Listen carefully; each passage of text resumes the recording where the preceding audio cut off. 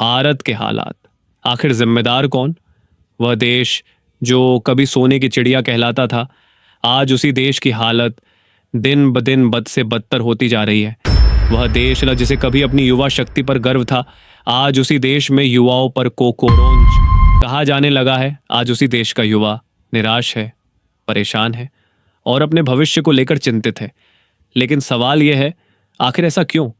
क्या देश का सिस्टम कमजोर हो चुका है या फिर देश की जनता ही अपनी जिम्मेदारियों को भूल चुकी है?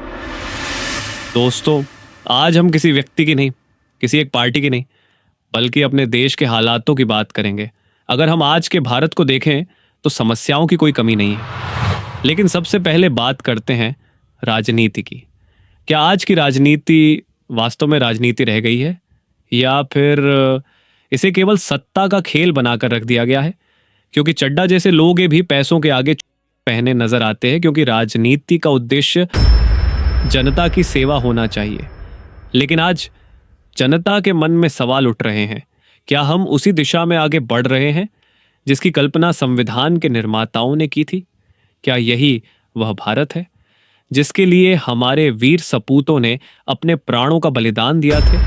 आजादी के 75 वर्षों से भी अधिक समय बीत चुका है, लेकिन आज भी लाखों लोग रोजगार की तलाश में भटक रहे हैं। आज भी लाखों युवा अपने सपनों को पूरा करने के लिए संघर्ष कर रहे हैं और यही युवा इस देश की सबसे बड़ी ताकत माने जाते हैं। लेकिन जब युवा ही निराश होने लगे तो चिंता होना स्वाभाविक है।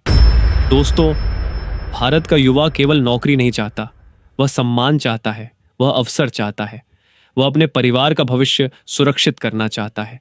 लेकिन जब वर्षों की मेहनत के बाद भी उसे केवल इंतजार मिले तो उसके मन में प्रश्न उठना स्वाभाविक है।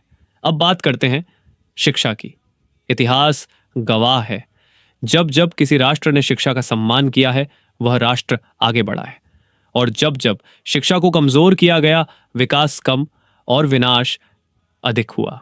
ऐसे ही हमारे देश में हो रहा है। आप इतिहास उठाकर देख लीजिए। जब नंद वंश के राजा धनानंद ने आचार्य चाणक्य का अपमान किया था, तब इतिहास ने करवट ली थी।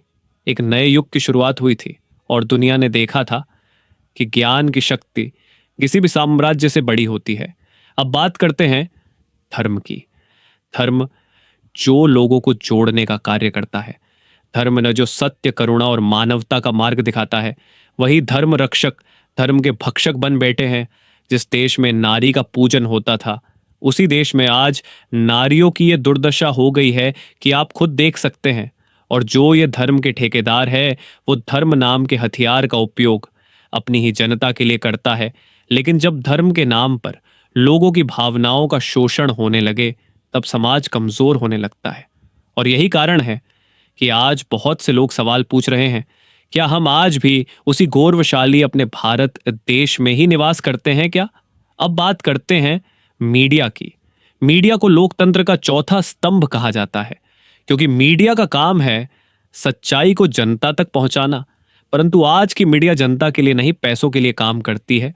लेकिन जब जनता को लगता है कि उनकी समस्याएं पर्याप्त रूप से नहीं उठाई जा रही, तो विश्वास कमजोर पड़ने लगता है। और अब सबसे बड़ा सवाल, आखिर जिम्मेदार कौन है? सरकार, विपक्ष, मीडिया या फिर हम स्वयं? कड़वा सच यह है दोस्तों कि लोकतंत्र में जिम्मेदारी सबकी होती है, सरकार की भी, मीडिया की भी और जनता की भी। क्योंकि जब तक जनता जागरूक नहीं होगी, तब तक कोई भी व्यवस्था पूरी तरह सफल नहीं हो सकती। जब तक हम अपने व्यक्तिगत हितों से ऊपर उठकर देश और राष्ट्र के बारे में नहीं सोचेंगे, तब तक बदलाव संभव नहीं है।